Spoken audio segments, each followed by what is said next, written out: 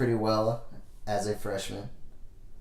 As a sophomore, moved up to the junior varsity team. So I went to Hamilton High School in Chandler, Arizona, and that's a school where it's almost set up kind of like a high school. Pretty much, you really don't play on varsity until you're a junior or a senior. So I, as a sophomore, played on JV. Continued to play some running back, some linebacker, played a little bit of safety, got some experience catching punts and doing kick returns, things of that nature. Had a lot of fun as a sophomore. Finally, my junior year comes around. I make the varsity team. So, of course, I'm ecstatic. I'm happy. I'm on varsity. But as a freshman and sophomore, I was a starter on the freshman team and then on the JV team. Started. Got to varsity and they're like, okay, well, you're going to move to corner. Never played a day of corner back in my life. But because of my size, I, at the time, was probably 5'8", 130 pounds soaking wet. So here I am, moved to corner. I'm a junior. There is a senior starting in front of me. So I'm the backup. And going from starting, and all of a sudden to a backup, it's a little bit discouraging. You start to ask yourself, do I really want to play this game? Mentally it's like, dang, am I not good enough? Can I play at the varsity level? First game of the season comes around, and I'm the backup.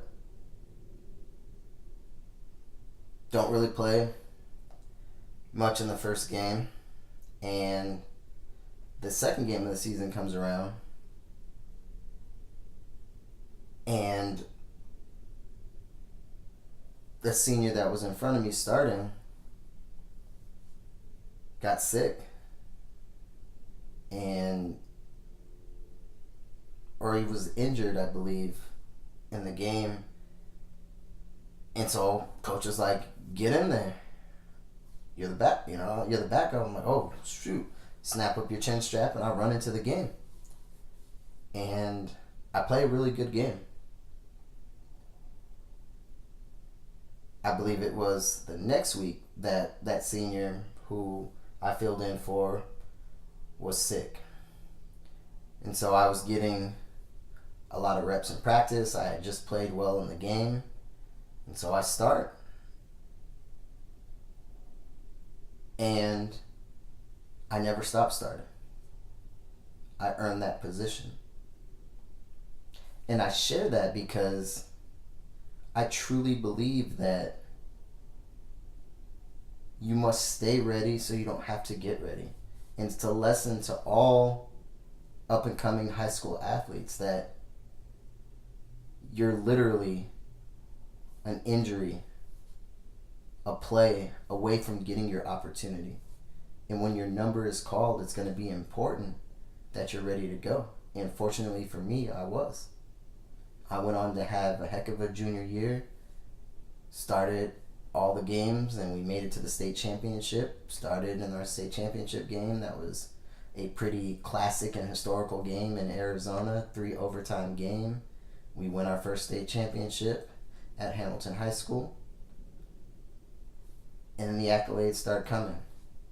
Then I start getting on the players to watch list for a senior year. Before you know it, I'm getting interviewed by the newspaper and having my picture in the newspaper and articles and all kinds of cool things. And I'm like, wow. I went from being a backup and wondering, do I still want to play this sport, to now I'm kind of in the limelight as a high school athlete, which was a pretty cool thing. Fast forward, work hard, get to our senior year, and boom, I'm starting again from day number 1. So now I'm looked at as a returner and a significant piece of the football team. We go on my senior year and we win another state championship, back-to-back state championships. On a high, so happy, ecstatic, just did what, most high school kids dream of, winning one state championship. Here I am, not only being able to win two, but started in both state championship games and was a significant part of our team.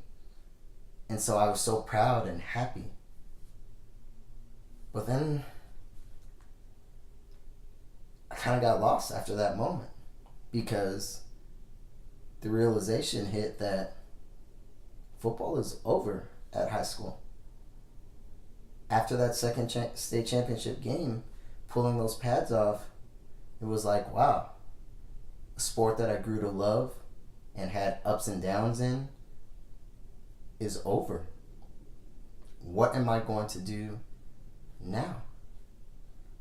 And so I was an all-conference performer, but I was undersized. Like I said, I was 5'8", 135 pounds or so, soaking wet. So it wasn't like every college across the country was knocking on my door, sending me letters to attend their college. Here I am wanting to play, just came off of this high, was in the newspaper, was getting interviewed. I'm seeing teammates of mine earning scholarships and nothing.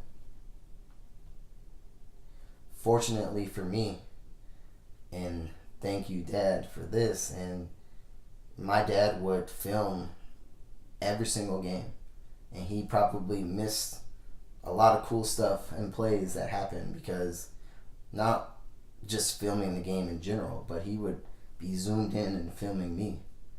So you got to see things that most of the time you don't get to see. Things that I'm doing when even plays weren't going my way.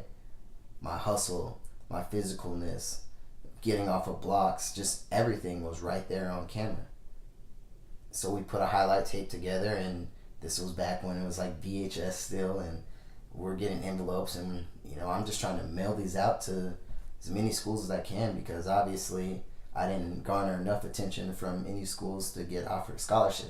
Had some community college and some Division III schools with some interest, but I thought I was a better player than that. But I was undersized and overlooked, which it happens.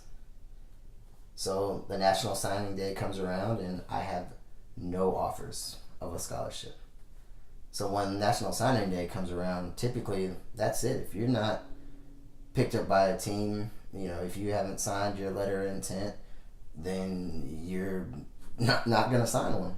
Really the reality of the situation is schools get their players and then they start, spring ball, they have the players that are already at the school, and then fall camp comes around and those high school athletes go.